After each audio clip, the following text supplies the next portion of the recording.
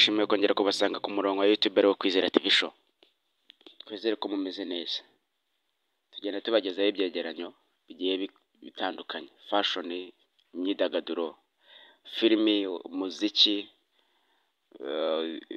imikino, hose tugerayo. Ariko none ubu ngubu tugiye kubagezaho ahantu 10 hateye ubwoba ku isi. Ubukerarugendo hateye ubwoba, kuhajya biteye ubwoba. Ku mwanya wa 10, murabyibuka ko tubanza guhera ku mwanya wa 10 kugeza ku mwanya wa mbere. Ku mwanya wa 10, Death Valley muri Amerika. Death Valley bivuga ikibaya cy'urupfu. Aha ni muri Leta Zunze Ubumwe za Amerika. N'izina ryaho ubwaryo risobanuraho gato uko haba hameze. Ahazwi ko ari ahantu hambere hagira ubushyuhe bukabije karemano ku isi nzima, kuko ubushyuhe bwaho bugera kuri °C 56.7 zose. Hatitaye gukomera kwawe, ubushyuhe budasanzwe bwaho buragutwika bimwe byo ku kigero cyo hejuru, imbaraga zawe zigashiriraho. Igihe kirekire umuntu udafite amazi yahamara ni amasaha 18 gusa. Abantu bahajya bagenda bikandagira kandi bagenda bitwaje byinshi byo kubarinda, bakanahamara igihe gito gishoboka bitewe n'ubushyuhe bwaho budasanzwe. Ku mwanya wa 9 turasanga The Danakil Desert muri Eritrea. Niba washakaga gusura ibihugu byo muri Afurika sinkubujije, ariko nugera muri Eritrea uzabaze ahantu butayu bwa Danakil kugira ngo nuhagera uzahitondere bikomeye. Aha harashyuha bikomeye kuko hagira ubushyuhe bugera kuri °C 50. Icyo ntigikomeye kurusha kuba hafite ibirunga byinshi bihuzuye kandi bikaba birekura imyuka mibi cyane ku buzima bw'ikiremwa muntu. Ariko nubwo hameze gutyo ntihabuza abantu kuhasura. Nubwo wahasura kirazira kikazirizwa kuhagera uri wenyine utari kumwe n'ushinzwe kuyobora, aribo bita abaguide cyangwa abagide. Aho utagomba bakwereka aho utagomba kurenza ibirenge byawe. Ku mwanya wa 8, Sinabung Volcano muri Indonesia. Iki kirunga giherereye muri Indonesia, kikaba kiri neza mu butayu bwa Sumatra. Kwitwa ikirunga ntabwo kibigira ahantu hateye ubwoba, kuko ku isi tuzi yuko hari ibirunga byinshi cyane. Ahubwo aho iki kirunga gitereye ubwoba cyangwa gitandukaniye n'ibindi birunga nuko kiruka kenshi gashoboka kandi kikarekura imyuka ihumanya yangiza abantu. Ku mwanya wa 7, Ladakh Grande muri Brazil. Iki ni ikirwa kiri mu gihugu cya Brazil. Ni kimwe mu kirwa gifite inzoka nyinshi kandi zifite ubumara buteye ubwoba. Harimo izitwa za Porphyropods, ari nazo zifatwa nk'izigira ubumara bukomeye kurusha izindi ku isi. Hari inzoka nyinshi ku buryo hari inzoka 5 kuri metero kare imwe. Ntishoboka ko wagenda ngo utere intambwe 2 utakandagiye imwe muri zo. Ahandi hantu hateye ubwoba uhajyana n'umuntu ukuyobora cyangwa ukahamara igihe gito. Ariko aha hantu nta muntu n'umwe wemerewe kuhagera. Niyo wavuga ko wagombowe inshuro 1000, hateye ubwoba kurusha ibindi. Hateye ubwoba kurusha uko ubitekereza. Ku mwanya wa 6, Madidi National Park muri Bolivia. Iyo ahantu kihabona ugira ngo ni ahantu heza bitewe n'umucyo hari, bitewe n'ukuntu hateye. Ariko ntukifurize inshuti yawe kuhagera cyangwa wowe kuhagera, kuko muri iyi nyanja cyangwa muri parike y'inyanja iherereye mu gihugu cya Bolivia, ni hamwe mu hantu mwimo hasi muri parike cyangwa hasi mu nyanja harimo uduti turekura imyuka mibi ituma abantu bapfa bitewe n'uburozi bw'iyo myuka.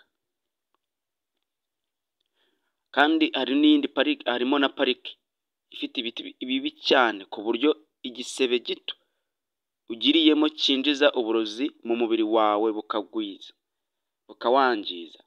Hagaragara neza ariko si ahantu wakishimira kujyana uwo ukunda ubuzima bwawe. Ku mwanya wa gatanu, Bikini Atoll de Marshall Island, hagati mu nyanja ya Pacifique. Kuri iyi si hari ahantu heza kandi henshi, ariko hano ho warahebuje, uyisanze wanezerwa bitewe n'ubwiza bwaho, bitewe n'ibyo wabona ni nka paradizo rwose. Ibitagaragara byaho bitandukanye cyane n'ibikubwira ko ari heza, kuko aha ariho bageragereza ibisasu bya kirimbuzi byatumye haba ahantu hahora imyuka yangiza ikiremwamuntu. Abahatuye nabo bahora bimurwa umunsi ku wundi bitewe n'ububi bwaho. Ku mwanya wa kane, Afar Depression muri Ethiopia. Iki ni ikirunga giherereye muri Eritrea, kiri aho bita muri Afar mu gihugu cya Ethiopia. Iki kirunga ni kimwe mu birunga bikomeye kuri uyu mugabane bitewe n'imitingito gitera muri aka gace giherereyemo. Kiruka mu buryo budasanzwe kuko kinerekura ibibuye bishyushye ku rwego rwo hejuru bivanze n'umuriro.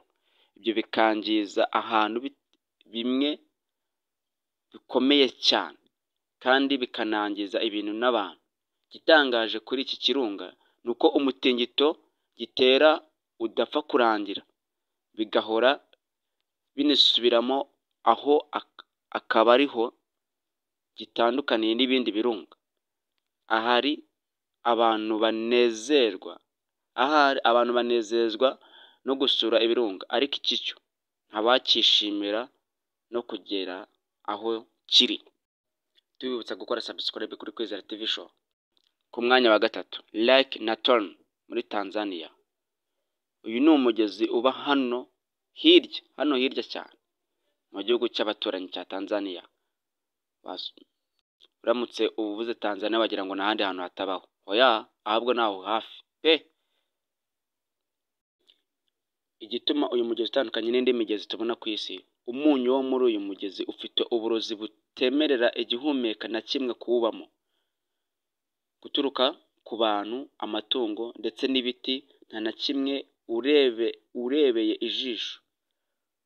urebera ijisho kuko uhita wica vuba na bwangu.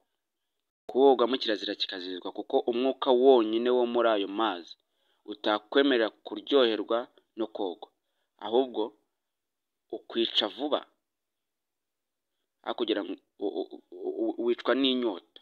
Ku mwanya wa kabiri, Grand Canyon muri Arizona. Arizona ni leta iherereye muri Leta Zunze Ubumwe za Amerika.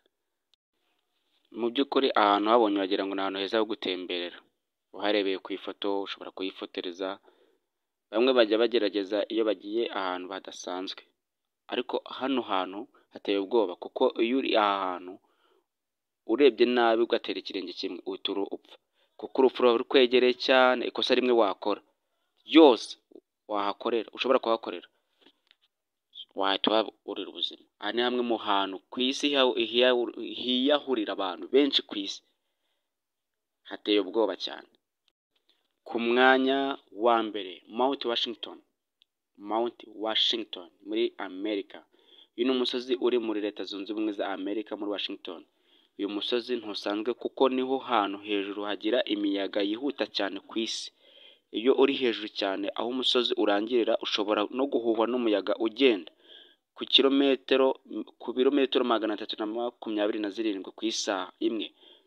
Ubaye ufite ubushobozi bwo guhagarara hejuru y'uyu musozi, ntabwo bihagije ngo ube wajya kuri uyu musozi cyangwa kuba wahangana n'uyu muyaga. Ntabwo bihagije kuko hari ubukonje buteye ubwoba bugera kuri dogere ya -40, munsi ya 40 y'ubukonje. Hakanagura urubura rutagira akagero. Ibyo bigatuma haba ahantu hateye ubwoba. Umuntu wakandagiye kuri uyu musozi yemerewe kuvuga ko yageze ku gasongero ka Everest, umusozi muremure ku isi. Murabizi kuko uko uri kuri uyu musozi ari hejuru ari nako uri kuri Everest yaba ameze, ariko bikaba bitandukanye cyane kuko ku buryo hateye, kuko kuri uyu musozi ari ahantu hateye ubwoba ku kigero cyo hejuru.